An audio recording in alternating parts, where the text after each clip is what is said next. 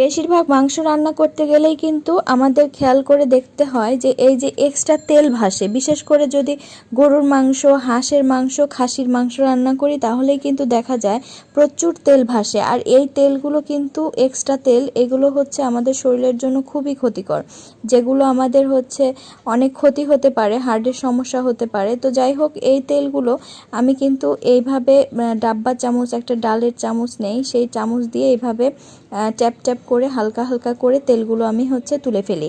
আর এই তেলগুলো না খাওয়াই ভালো। আমি যে তুলেছি দেখেন, সামান্য মশলাও কিন্তু তেলের সঙ্গে ওঠে নাই, যার কারণে তরকারির কিন্তু কোনো স্বাদ কমবে না বা কিচ্ছু হবে না। আর স্বাদ যেমন তেমনই থাকবে, শুধুমাত্র এক্সট্রা তেলগুলোই উঠে যাবে। আপনারাও চেষ্টা করবেন এই এক্সট্রা তেলগুলো না খাওয়ার, এতে শরীরের জন্য খুবই উপকারী হবে। আর আমি হচ্ছে আজকে হাঁসের মাংস রান্না করেছিলাম, আর হাঁসের দেখেন কত পরিমাণ তেল উঠেছে, আমি সব ফেলে দিয়েছি।